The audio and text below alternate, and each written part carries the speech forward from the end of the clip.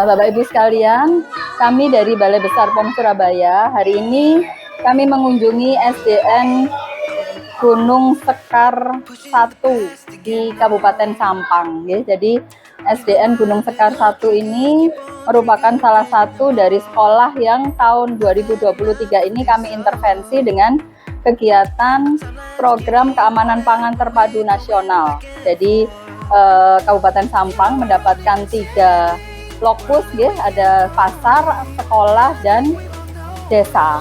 Jadi SDN Gunung Sekar 1 ini termasuk salah satu di antara lokus yang kami intervensi.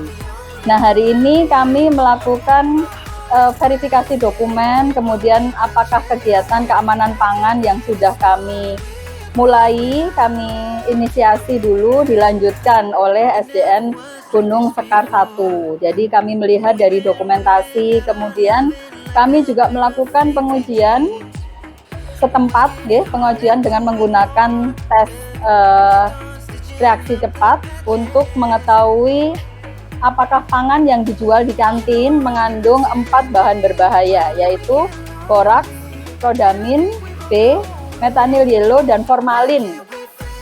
Nah, dari sampling yang kami lakukan, kami dapatkan hasil bahwa semua makanan yang dijual di kantin sekolah aman, Bapak Ibu, tidak mengandung salah satu dari bahan berbahaya tersebut. Mudah-mudahan hal ini tetap dapat dipertahankan, guys. Selain itu juga praktek-praktek keamanan pangan yang dilaksanakan di kantin. Kami melihat semua makanan dalam keadaan tertutup. Waktu mengambil juga disediakan penjepit, ya. Jadi minuman juga dibuat dengan air yang memenuhi syarat. Es batu juga demikian, ya. Jadi itu adalah sumber-sumber makanan yang bisa menyebabkan kita menderita sakit karena makanan, ya, Bapak Ibu, istilahnya foodborne disease, diare, muntaber, dan sebagainya, ya. Itu adalah salah satu penyakit yang disebabkan oleh makanan yang tercemar, apakah itu cemaran biologi, cemaran kimia, maupun cemaran fisik.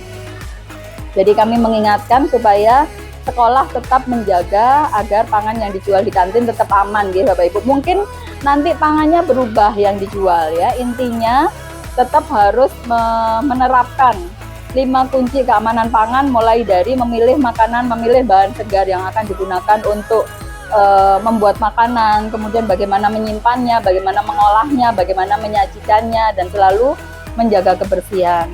Nah, di luar area SDN Gunung Sekar 1 ini banyak sekali pedagang kaki lima. Nah, kami tadi juga melakukan pengawasan sekilas, dan juga melakukan sampling pangan yang dijual di sekitar sekolah. Nah, kami sangat menganjurkan supaya sekolah juga memperingatkan, mengingatkan murid maupun orang tua murid supaya tidak membeli makanan di luar kantin, karena ya selain mereka berpindah-pindah, kita juga tidak tahu keamanan pangan yang dijual oleh para pedagang kaki lima tersebut.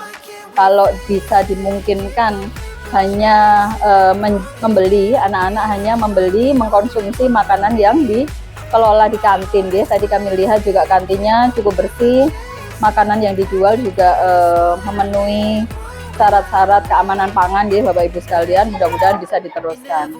Nah, terkait dengan pelaksanaan kegiatan keamanan pangan yang lain, kami masih melihat mungkin kurang lengkap, Pak, bukti-bukti pelaksanaan kegiatan. Jadi kalau Bapak Ibu mau melaksanakan kegiatan, ingat uang.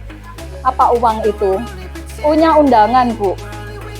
A-nya absensi, N-nya notulen, G-nya gambar atau foto. Jadi 4 itu adalah komponen yang bisa menjustifikasi apakah kegiatan sudah dilaksanakan atau belum, Pak.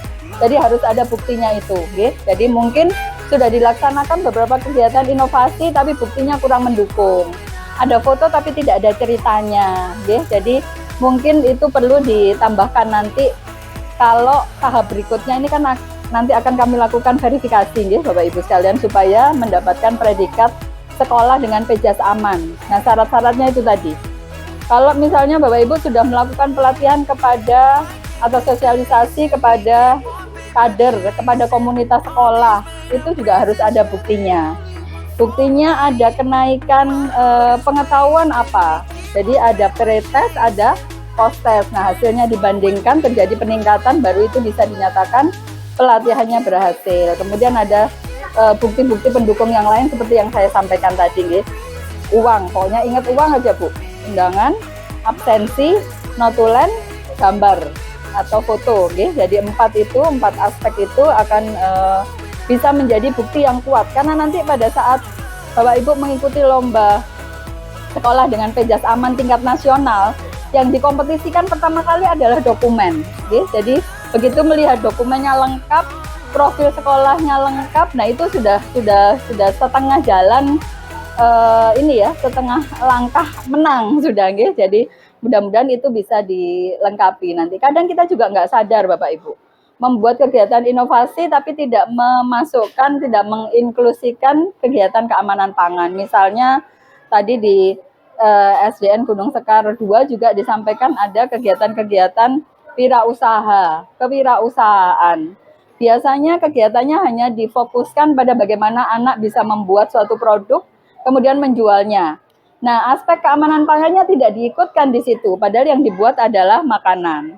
Kalau misalnya ada bagaimana cara memilih bahan baku yang akan digunakan, bagaimana cara menyimpannya, bagaimana cara mengolahnya, bagaimana pada saat menyajikannya.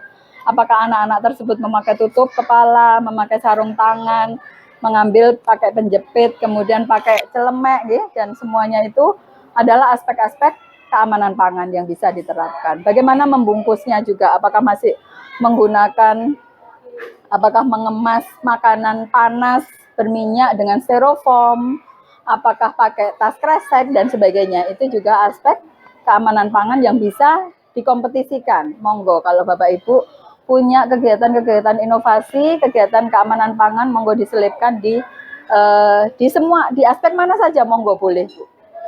Misalnya memilih bahan baku, bagaimana menggunakan bahan baku yang sudah mempunyai nomor izin edar Badan POM, bagaimana menggunakan bahan pewarna yang sudah ada nomor izin edar Badan POM-nya, tidak menggunakan bahan pewarna yang digunakan untuk tekstil atau cat misalnya. Nah itu Bapak Ibu sekalian yang mungkin bisa saya sampaikan, yang bisa digunakan untuk ke depan untuk meningkatkan dan lebih menggairahkan bagaimana implementasi keamanan pangan di sekolah ini. Itu mungkin Bapak Ibu sekalian. Matur nuwun.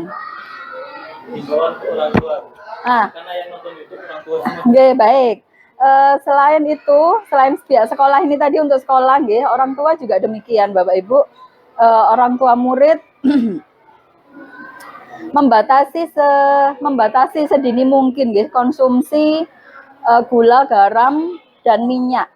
Jadi anak-anak sekarang ini suka sekali mengkonsumsi makanan siap saji, bukan makanan siap saji, makanan olahan terkemas, Memang sudah ada nomor BPOM-nya, Bapak Ibu. Tapi kita harus juga memperhatikan informasi nilai gizi yang ada di setiap kemasan. Di situ ada tercantum misalnya jumlah natrium yang ada dalam satu takaran saji pangan tersebut. Kalau misalnya satu kemasan pangan saja sudah bisa memenuhi sampai 25% kebutuhan natrium kita sehari, padahal kita masih makan juga garam dari yang lain, sumber yang lain. Nah, ini bisa menyebabkan terjadinya kelebihan konsumsi garam. Jadi banyak sekarang anak-anak sejak usia sangat muda sudah terkena beberapa penyakit degeneratif, penyakit yang harusnya hanya diderita oleh orang-orang lanjut usia. Tapi pada anak-anak kita ini menghadapi double burden, Bapak Ibu sekalian. Masih ada kasus malnutrisi, masih ada kasus stunting, tapi kasus obesitas juga sudah mulai banyak. Anak-anak dengan penyakit degeneratif sudah mulai banyak. Nah, ini adalah kendalinya ada di orang tua, bagaimana membatasi konsumsi makanan terkemas yang sumber banyak menjadi sumber kebutuhan garam, kebutuhan minuman yang banyak mengandung pemanis buatan. Gulanya juga banyak. Jadi itu juga yang harus diperhatikan, sedini mungkin membatasi, lebih baik membatasi konsumsi anak-anak dari sekarang. Gula, garam, dan minyak. Kalau mau menerapkan konsep 4-1-5, Bapak Ibu sekalian, sehari maksimal 4 sendok makan gula pasir, 1 sendok teh garam, 5 sendok makan minyak. Jadi itu harus menjadi acuan konsumsi harian kita. Oke, yang hobi makan gorengan harus mulai dikurangi ya. Jadi terlalu banyak kita makan gorengan dalam sehari kadang, Bapak Ibu. Itu nggih, kalau orang tua murid juga harus bisa memilihkan pangan untuk putra putrinya sesuai dengan kebutuhan. Mungkin itu nggih, Bapak, dari saya, mudah-mudahan bermanfaat. Matur nuwun.